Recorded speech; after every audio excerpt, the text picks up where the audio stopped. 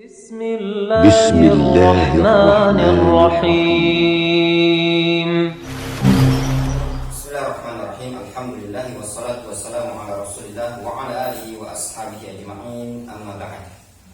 Ayyuhal ikhwah, para penuntut ilmu, a'azzani Allah wa iyyakum jami'an. Seorang talibul ilmi, penuntut ilmu agama Allah Subhanahu wa taala, ilmu syar'i, harus bisa memanfaatkan waktu dimanapun dan kapanpun dia berada. Dikarenakan hakikat kehidupan seseorang insan adalah tatkala seseorang penuh dengan ilmu dan amal. Allah Subhanahu wa taala memerintahkan kepada kita di dalam Al-Qur'anul Karim, wa'bud rabbaka hatta ya'tiyakal yaqin. Beribadahlah engkau kepada Rabbmu sampai datang kepada engkau keyakinan. Al-yaqin yang dimaksudkan dalam ayat ini adalah al-maut, sebagaimana dinukilkan ijma' oleh al-Imam Abu Ja'far Ibnu Jarir At-Tabari rahimahullah ta'ala dalam kitab beliau, tafsir beliau, dan juga dinukilkan oleh al-Imam Ibnu Qayyim rahimahullah ta'ala dalam kitab Madarijus Salikin tentang ijma'ul ulama. Yang dimaksudkan al-yaqin pada ayat wa'bud rabbaka hatta ya'tiyakal yaqin adalah al-maut, kematian. Hendaklah engkau beribadah kepada Rabbmu sampai datang kepada engkau keyakinan. Maknanya hendaklah engkau beribadah kepada Allah sampai datang kepada engkau kematian. Dan termasuk bentuk ibadah kepada Allah Subhanahu wa taala adalah talabul ilmi. Segala aktivitas yang berkaitan dengan ilmu merupakan bentuk ibadah kepada Allah Subhanahu wa taala. Dan itulah hakikat kehidupan seorang insan di dunia ini. Sebagaimana dinyatakan oleh seorang penyair Arab, mereka mengatakan, "Laisatil hayatu bi anfasin nuraddiduha, innamal hayatu hayatul ilmi wal amali." Bukanlah kehidupan itu semata-mata menghembuskan napas yang kita ulang-ulang kita keluarkan dari badan kita ini tadi. Innamal hayatu hayatul ilmi wal amali. Namun hakikat dari kehidupan adalah hayatul ilmi wal amal. Kehidupan yang dibarengi dengan ilmu dan amal. Kaum muslimin, para penuntut ilmu yang dirahmati oleh Allah Subhanahu wa taala. Nabi kita Muhammad sallallahu alaihi wasallam, beliau berada pada kondisi sakaratul maut. Namun beliau masih punya kepedulian terhadap ilmu, beribadah kepada Allah Subhanahu wa taala. Beliau sempat mengingat ayat Allah Subhanahu wa taala, firman Allah Subhanahu wa taala di dalam surat An-Nisa, "Faulaika ma'al ladzina an'ama Allahu 'alaihim minan nabiyyin was-siddiqin wasyuhada'i was-shalihin wa hasuna ulaika rafiqa." Kemudian beliau membacakan doa, "Allahumma ighfirli warhamni warhamni birrafiqil a'la." Allahumma ar-rafiqal a'la. Kemudian keluarlah roh beliau bersamaan dengan lafaz ar-rafiqul a'la. Itu Nabi kita alaihi salatu wassalam. Ketika beliau hendak wafat, beliau masih perhatian dengan ilmu. Hal yang demikian ini juga para didapatkan atau dijumpai juga di kalangan para ulama kita, yang disebutkan oleh mereka para ulama, di antaranya al-Imam Abu Ja'far Ibnu Jarir At-Tabari rahimahullah ta'ala, sebagaimana dikisahkan oleh Al-Mu'afa Ibnu Zakaria. Dia meriwayatkan dari murid-murid al-Imam Abu Ja'far Ibnu Jarir rahimahullah ta'ala, bahwasannya dulu salah seorang murid dari al-Imam Ibnu Jarir rahimahullah ta'ala pernah menghadiri sakitnya Ibnu Jarir menjelang kematian. Ketika itu Ibnu Jarir didatangi oleh murid-muridnya. Pada saat itu salah seorang murid dari Ibnu Jarir rahimahullah ta'ala menyebutkan sebuah doa atau membaca sebuah doa di hadapan al-Imam Ibnu Jarir dalam kondisi sudah beberapa saat lagi Ibnu Jarir akan meninggal dunia. Namun ada salah seorang murid dari al-Imam Ibnu Jarir membacakan sebuah doa yang dia dengar dari riwayat Ja'far bin Muhammad. Riwayat tersebut belum pernah didengar oleh Imam Ibnu Jarir rahimahullah ta'ala sama sekali. Tiba-tiba spontan Al-Imam Abu Ja'far Ibnu Jarir fastad'a mahbaratan wa sahifatan fakatabahu.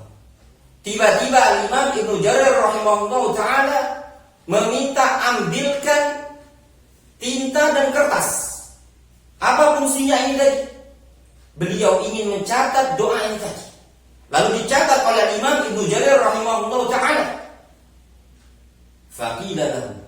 Lalu di antara murid beliau ada yang berkata kepada Imam Ibnu Jarir rahimahullah ta'ala, "Ya Syekh, afi hadil hal, apakah pada kondisi seperti ini menjelang sakaratul maut engkau masih pedulian terhadap ilmu?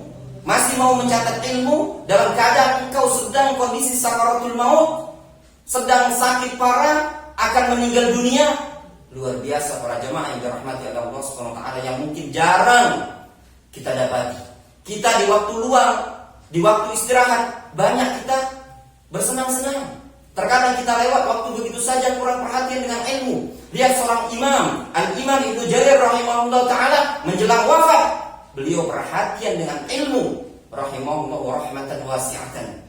Lihat barakah ilmu beliau. Tafsir yang ditulis oleh Al-Imam Ibnu Jarir rahimahullah ta'ala merupakan referensi, rujukan umat Islam, kaum muslimin. Faqal, lalu Al-Imam Ibnu Jarir rahimahullah ta'ala menjawab, suatu nasihat yang indah, yang layak kita tanamkan pada sanubari kita, layak ditulis dengan tinta emas.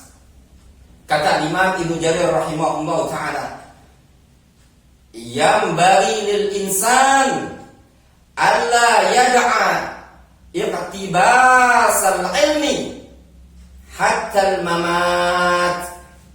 Sepantasnya, selayaknya bagi seseorang insan, seorang penuntut ilmu, seorang manusia, agar dia tidak meninggalkan mencari ilmu hatta al mamat, sampai dia meninggal dunia.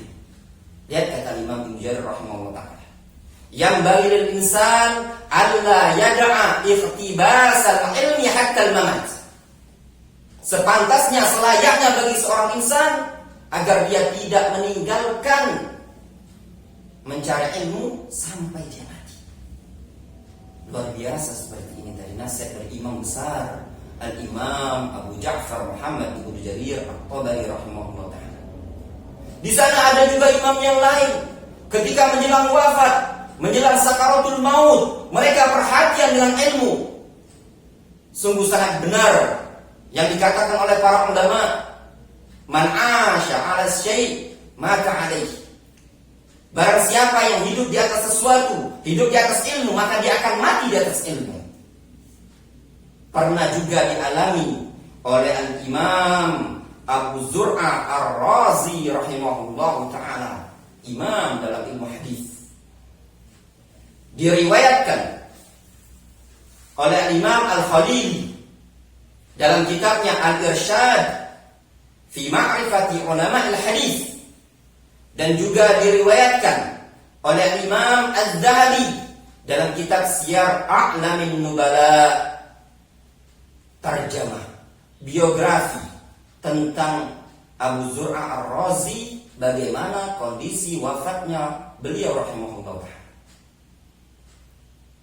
Al-Khalili, Al-Imam Al-Khalili menyebutkan dalam kitab Al-Irsyad, membawakan dengan sanadnya kepada Muhammad ibn Muslim ibn Warah.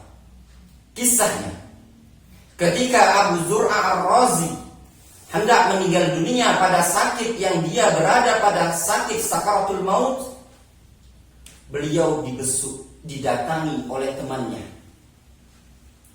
yaitu Muhammad ibnu Muslim ibnu Warah dan Abu Hatim Ar-Razi, dua orang imam hadis, Muhammad bin Muslim ibni Warah dan Abu Hatim Ar-Razi rahimahumullah ta'ala. Kata Muhammad ibn Muslim ibni Warah, hadartu ana wa Abu Hatim inda wafati Abi Zur'a Ar-Razi.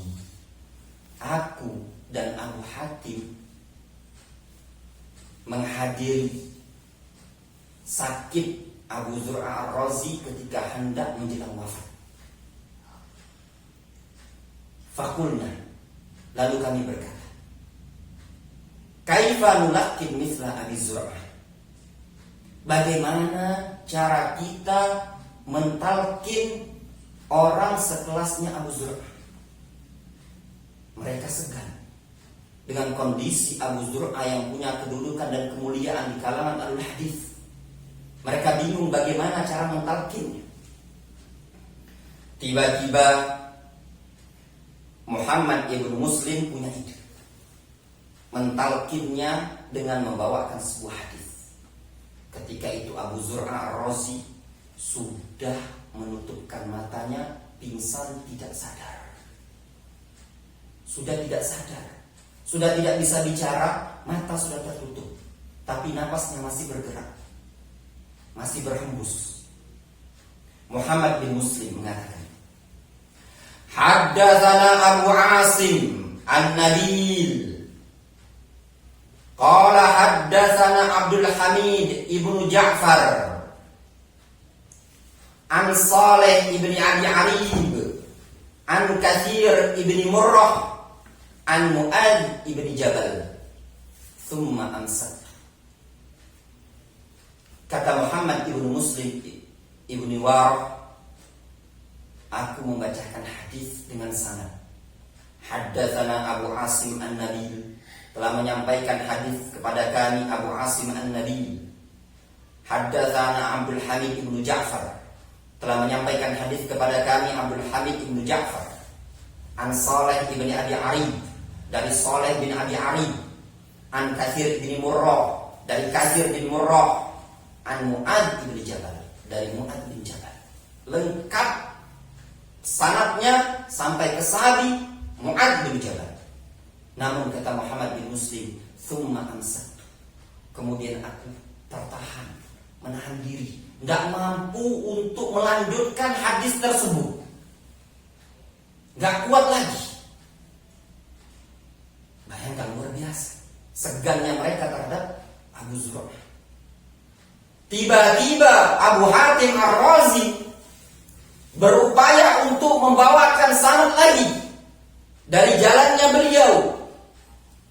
Kata Abu Hatim Ar-Razi, haddatsana Bundar Muhammad ibnu Bashar, telah menyampaikan hadis kepada kami Bundar, yaitu Muhammad bin Bashar. Fi akharin qalu haddatsana Abu Asim An-Nabil, haddatsana Abdul Hamid ibnu Ja'far. Sampai di Abdul Hamid ibnu Ja'far,